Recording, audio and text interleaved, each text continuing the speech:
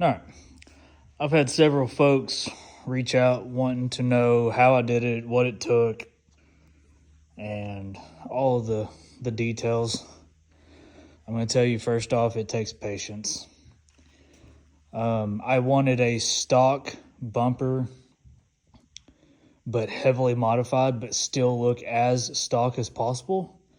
So I'm not a fan of roll pans, and I'm okay with the E350 bumpers, but there's certain things I like about all of it.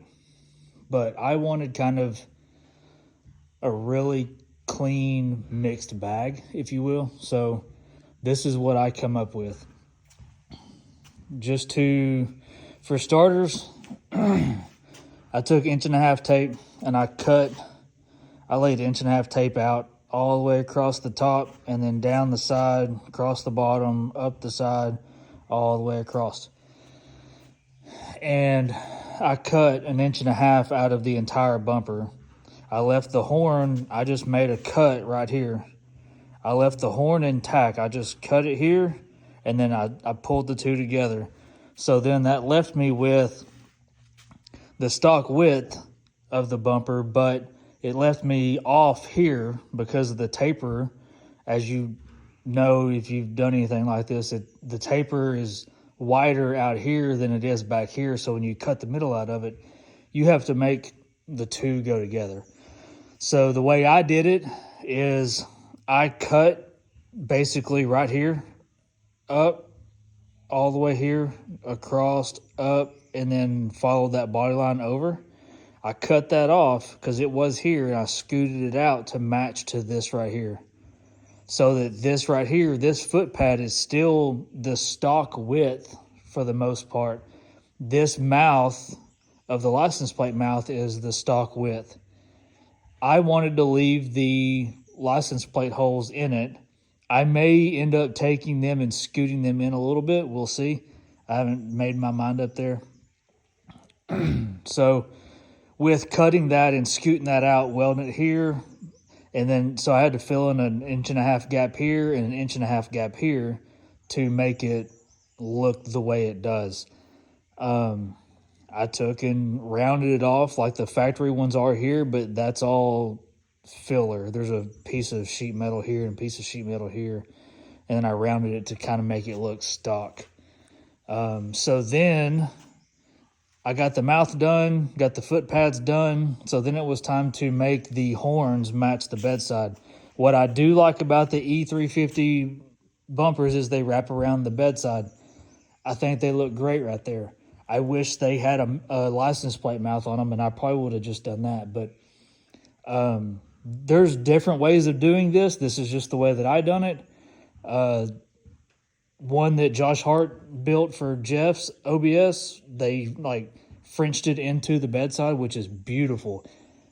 I didn't want to go that far into it. So this is what I decided to do with mine. I ended up cutting the horn off. You can kind of see right here. I cut the horns off here, cut this horn off here, and scooted it out. It come out to be right around 1/2 inch. On both sides, I pushed the horns out. I had to reshape around the bedside here on both sides, but that wasn't a big deal. And then I welded it all back together. So there's a piece of filler here, a piece of filler here, here, and then a piece of filler here.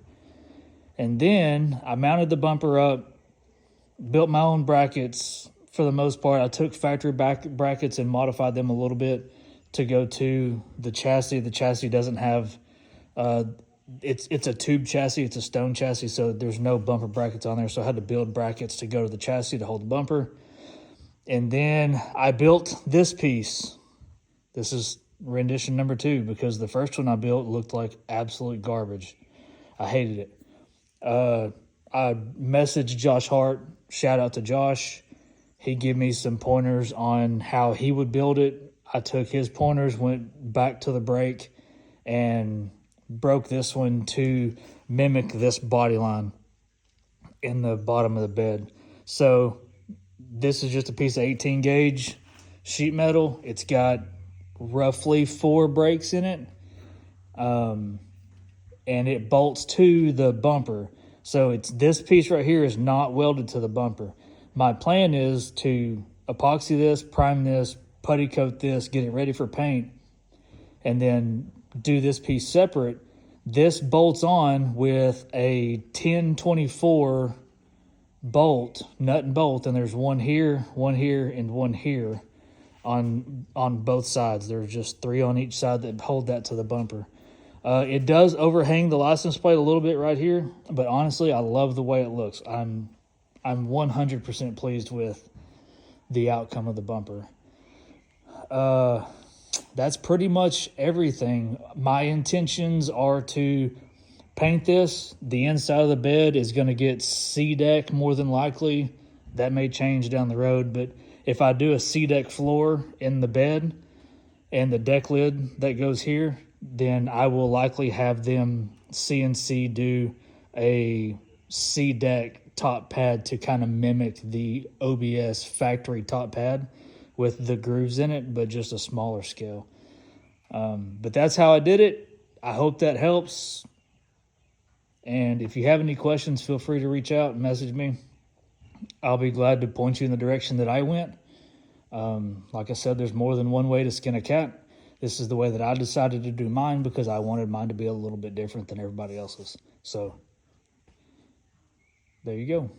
Y'all have a good one.